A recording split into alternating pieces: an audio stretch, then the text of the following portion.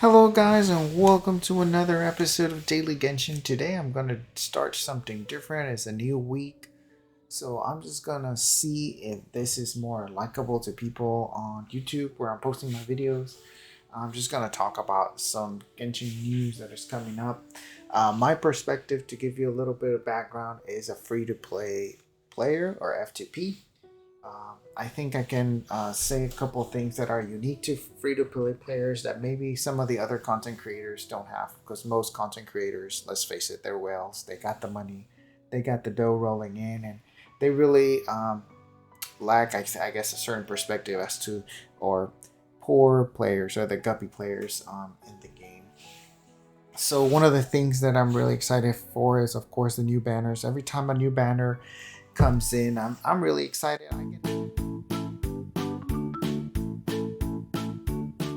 I get excited too, even though I may not necessarily be wishing on the banners. It's a good time to see new characters and new playstyles come into play and join the meta, and people figuring out who does more damage and who does this thing and that. But it's a really good time for everybody involved, even though you don't tend to wish. I am excited about this banner. I possibly will wish upon it, not necessarily to get this 5-star character, Yae Miko, but to get two other characters or more constellations of two other characters, and those would be Diona and Fischl. Both of them for me are C3s, I believe. So getting more constellations for them will work to my benefit, especially since I use Fischl as sort of my main DPS person. I like to do a lot of damage with her, and like sort of like a machine gun where I'm just like shooting arrows real quickly with her. I know she's not the best character perhaps to have as a main DPS, but that's how I like to play her. And I don't have a Toma at all. I don't think I have him at all. I didn't wish for him the first time he ran around, or he came around. So for me specifically, getting him is like, oh, okay. Uh, should I play him more? Perhaps. I'm not necessarily too fond of polearm users. I prefer swords over polearms, and I prefer bows over all. But yeah, not too bad a pick, and I'm grateful that I don't have any C6 characters showing up today in this manner. So that's a good thing. Should you wish for it? As a free to play player, for me specifically, I have, like I said, have Diona, I have Fischl, so it is a good pick for me. When you're a free to play player, you're not focusing on the 5-star. Forget about the 5-star, because it's hard to get, even if you would win the 50-50. You were never going to have enough constellations available to get her all the way to C6, whether it's her or another character. So forget about 5 stars when dealing with free to play.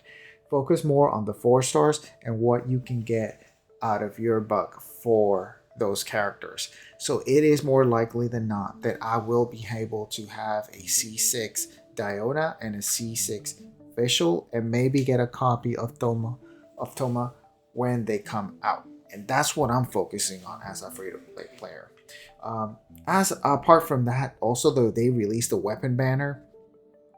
And again, if you are a free to play player, forget about this.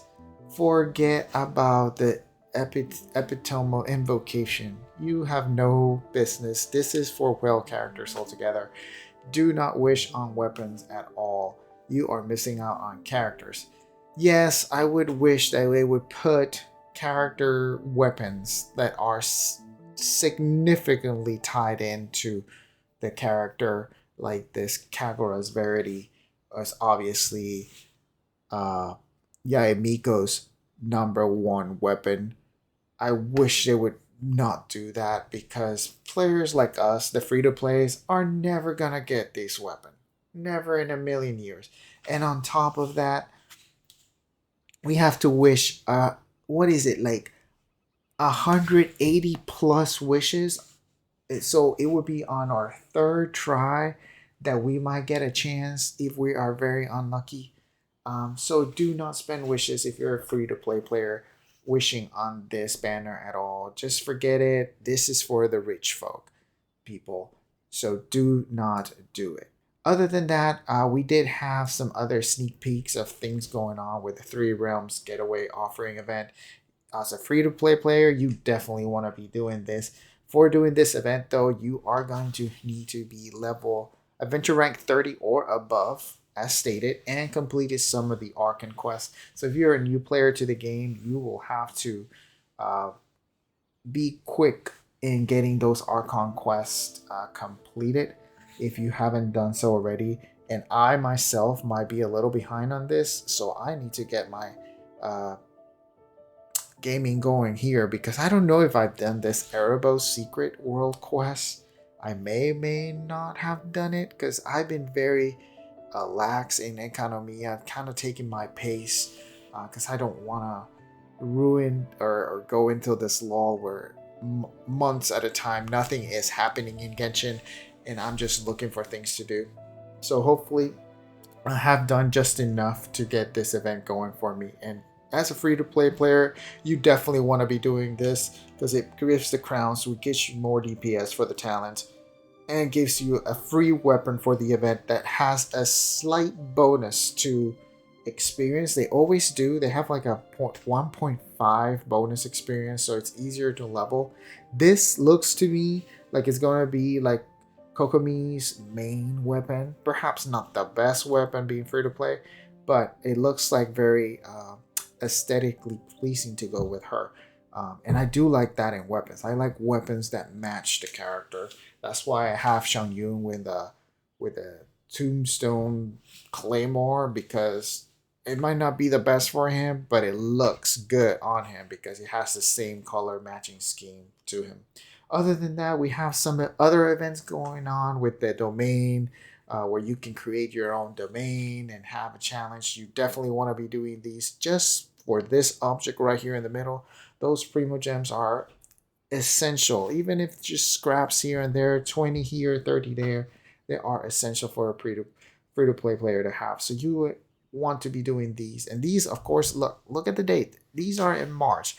Granted, they're not too far away, but still, we will have a time frame like probably the whole month of March where we're not gonna have anything else going on. So there is a lull there for us. So if you're pacing yourself like I am, you'll still have stuff to do in Economia before 2.6 releases, which we already know is going to be the Chasm, introducing a new region, possibly of the scale of Dragon Spine, where it was really when it was released.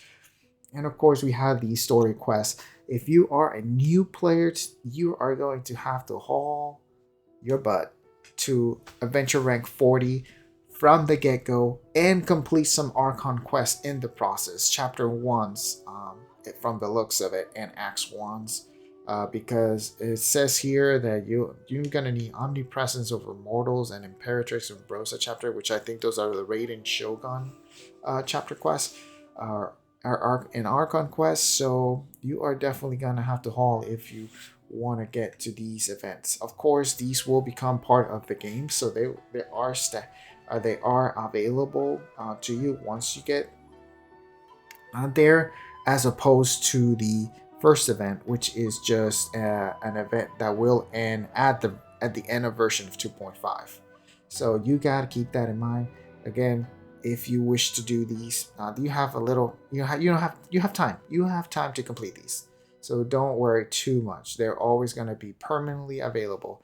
The one you have to concern yourself the most is with this event, the Three Realms Gateway offering event, because it does have an ending of 2.5, and since 2.6 content was already announced, I expect that to be probably a month away from the release of 2.5. So you have around a month's time for this event to successfully complete. Other than that, free to play players don't care about adventure booster bundles because, of course, they cost money and we don't have any. So we don't care about that, and of course, we don't care about the battle pass because we're never gonna get it, people. We're free to play players. We don't care about battle pass. I do wish these weapons were available to us through gameplay so that we can have at least one copy of them at some point. I do have the spine, and that's because I spent the first battle pass thinking, okay, let me just get one battle pass and get us the serpent, so that I am supporting the games. But I can't continue to pay up $10 or $10 to $15 every battle pass period. I don't think that's not gonna happen. So yeah, this unfortunately these are pay to win weapons, or like behind paywall weapons that you can acquire. Again, if you have the moolah to fork over and support the game, by all means, go for them. Are they necessary? And no, they're not necessary. And most free-to-play players, me included, are gonna skip on the battle pass for this time around. And that's all the information they posted for this February 14th. Everybody's really excited. It looks like Yae Miko is going to be a really cool character, different type of play style. All the 5 stars are very unique in their battle styles, and I really like that a lot. There is a small chance that she might have similar model like postures and such, since from what I've seen, and I have on the survey particularly made it a point to point those out to them. It's like, be careful when you do this, because you take that uniqueness out of the character. Like, how many Claymore users do the spin attack as their charge attack, and it looks exactly the same on all of them. So it's really important to keep that unique factor for the characters. And as some of the postures that they take when they're relaxing are exactly the same, and you're like, they sort of lose that. Oh, okay, so it's like it's a generic posture at that point.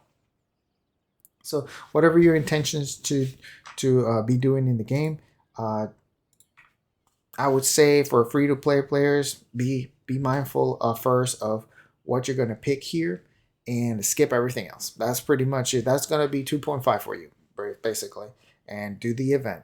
That's all you got to do. That's it for me, and have a good night, and see you next time on Daily Genshin. Bye.